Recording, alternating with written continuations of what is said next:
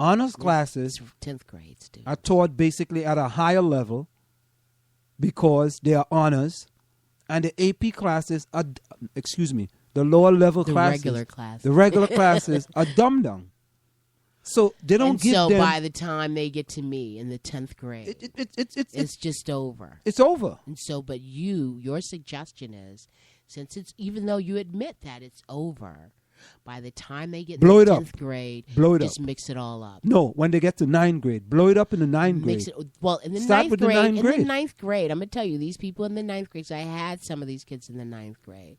So in the 9th grade, that is when they get weeded out between honors and non-honors.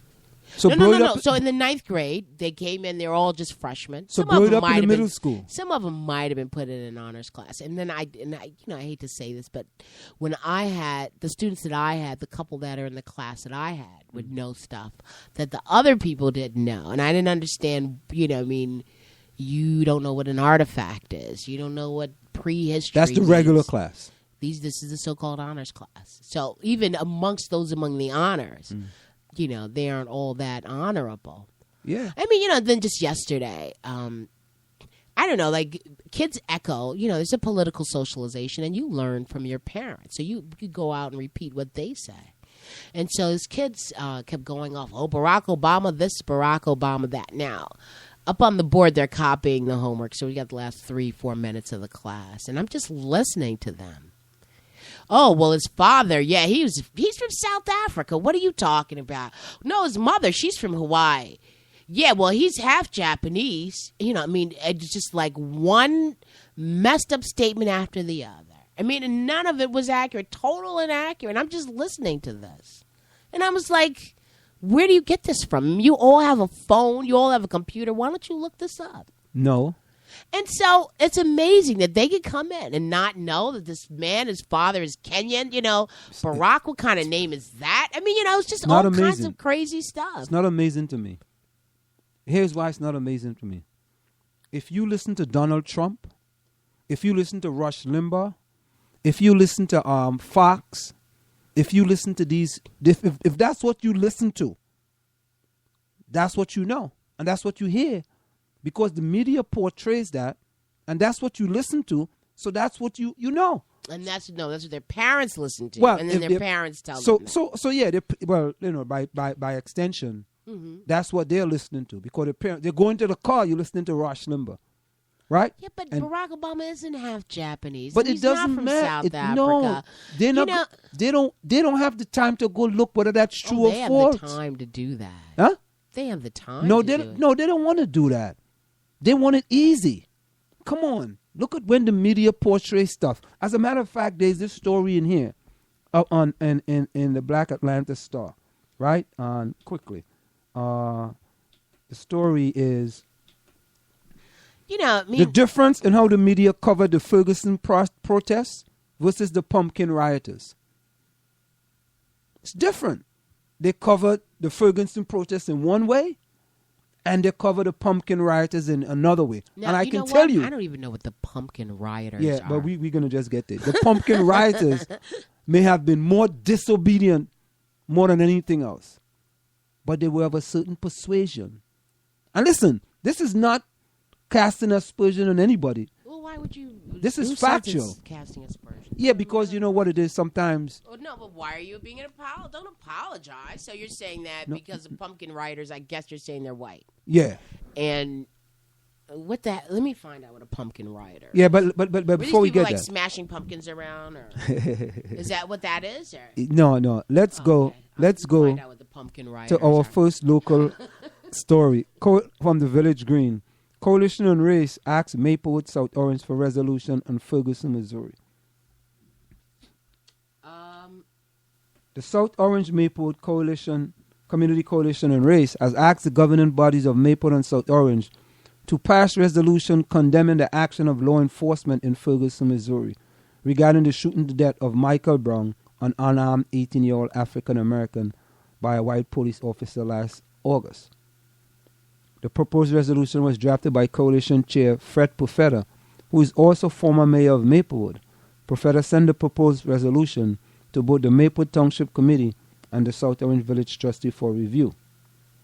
Coalition Executive Director Nancy Gagnier presented a proposed resolution to the Mayport Township Committee at the Township's Committee October the 21st meeting.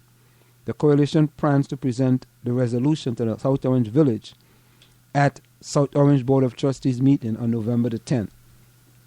Gagnier said the coalition felt it was important for the leadership of Mayport and South Orange to respond to the event in Ferguson. It was striking to us that Ferguson is racially diverse but not integrated community. We were motivated to see comparison between we are a community that knows firsthand where situations are perilous unless there are race-conscious strategies in place to counteract segregated forces. You know, these kind of things just bothers me. Really. You know, it really bothers me. And I know the intentions are very good. And the intentions of being honorable. Right? How about going before the Board of Education and telling them it's time they stop tracking? How about that? Which is more important? Let me ask you a question. Which is more important? The Community Coalition on Race going before the South Orange trustees, right? Going before the South Orange Village trustees, or going before the Mayport Township Committee and asking them to pass a resolution condemning the actions of law enforcement in Ferguson, Missouri, or going before the Board of Education and telling them, you know what? We need to stop tracking at the schools in South Orange and Maplewood. We need to have diversity in AP classes, and we need to have diversity in honors classes. Which is more important? You hear the silence. You're not supposed to have silence on the radio. So you keep. I should have known that this conversation was going here. I don't really see, the resolution on Ferguson, especially at this late date, that big of a deal, or effective. I mean, it's a stance. It says this is what we believe. But which is more important? Which is more important? Which is more relevant to our community? Option B is more relevant. But to say that you want to stop tracking or come up with a better way of guiding and giving access to students is one thing. But to say that you're going to stop putting kids... Okay. All right. Or you can't... Forget about tracking then. Okay. I want diversity in AP classes and honors classes. And I want diversity in the gifted and talented so when program. you say diversity, how do you mean like you want it in proportion to the number of students? No. That's not diversity. I want it to be not predominantly white. Because I think there are gifted and talented kids that should be in the program. There are people that are AP classes. There are kids of color that should be in the AP classes and kids of color that should be in the honors classes. That is what the Community Coalition should be going after. This is icing, man. This is icing. Really and truly. But you know what it is, though? You know what it is? Somebody's going to say, oh, man, I heard Ansem talking about the community. Really? This is the kind of things that, this should... What is the significance of this? What is the significance of? This resolution. I don't know how significant it is. You're really saying that they could do something more significant. Yeah, that's what I'm saying. And this is the fight you would prefer. Yeah, you fight in Ferguson, Missouri? That's the fight you want to fight? I don't want to fight that fight. Listen, let Al Sharpton fight that fight. Right? Let his Action Network fight that fight. Let's fight the fight here in South Orange and Maplewood. How about that? It sounds good, Anselm. What do you mean? That sounds like, if you had a soapbox, you'd be doing a great job. If people could just see your arms flaying and all of that stuff. You're standing here with your hand on your heart. So so you calling what I'm saying a soapbox? That's not reality. No, it's again, I can't keep getting into this. I can't keep getting into this discussion because you want to have this discussion, and every day I go in and look at a diverse group of people, diverse groups of people, struggling and not struggling, and definitely struggling more than others. And all of them are struggling. Well, everyone should be struggling to learn. No, but something. all of them are struggling. One kid I would think of maybe one kid who's gifted who doesn't know she is. Based on the. What percentage of the kids are struggling? What position would you say? I think they're all struggling, to be honest, but I think they're all struggling, and everyone's struggling in their own way. But I'm saying to you that if you just saw what I saw every day, you wouldn't be all for this diversity thing. Because you're thinking it's all about black and white. You know, I had this conversation with somebody else who goes unnamed. You know what he said to me? I don't think it's black and white. He said, you got 3 types of kids. I don't think it's black and white. You got 3 types of people. Yes. Those who are really smart, those who are almost smart, and those who are not smart at all. And it has nothing to do with color. That's why I'm telling you it has nothing to do with black or white. Okay. But what it has to do with... I wrote down everything, every question, every observation I had for you and thought, I wish Ansel, I could ask him this right now. This is a great thought coming to my mind. You know, we could go on all night. And here's one of the thoughts that comes on. You know, when I see things and I say, I have in an AP class various numbers, different ethnicities of people. And let's say if the black kid is in the class and he's getting a 60. Okay. 2 black kids are getting a 60. Okay. Do we keep that kid in that class where he is failing, or do we put him in a class where he will not fail? Why is he failing? He doesn't do the homework. He doesn't read. He doesn't study. But you see what it is, though. To me, you know, you are not dealing with the symptoms. The symptoms is that, you know what it is? It's the same thing with suspensions in the school. It's the same thing. Right? A kid has his hat turned backwards. Oh, you violated the policy? 2-day suspension. Nobody's going to suspend anybody for No, that's just as an example. Okay.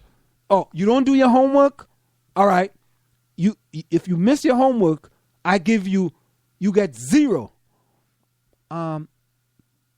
Hey, Johnny, why did you miss your homework? Well, you know, I saw my mother beating my father. The mother beating? Yeah, mother beating the father. That's pretty traumatic. Yeah. It's traumatic either way, but... and I couldn't deal with it. So I just went in my bed and I went to sleep because I had to deal with it. Or, Johnny, why didn't you do your homework? You know, I was so hungry. We went on vacation. No, I was so hungry that all I wanted to do was to go and sleep. Because if I stayed up any longer, I don't know what would happen. Those are the consequences that they got to deal with. So if we are just saying that, oh, you know what? You are delinquent. You just don't do your homework. Tyrone, why didn't you do your homework? I was hungry. I didn't get a chance to eat. Bob, why didn't you do your homework? I didn't feel like it. What are you going to do, miss? Tyrone gets a 0, and so does Bob.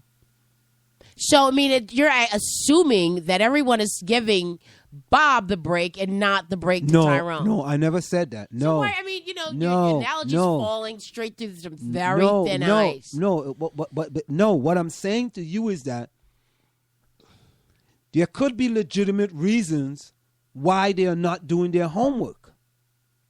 And if we are not trying to investigate what are those reasons, then we're going to just keep failing them.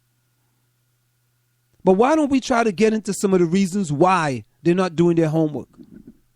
Okay. If we get into some of those reasons, then we can see, you know what? You know, Tyrone, we can really help you. Hear what, Tyrone? You can stay after school and you can go to the homework center and you can get your homework Tyrone doesn't want to stay after school. Okay. So you know what, Tyrone? We can get somebody to call you. How can we help you to get your homework done?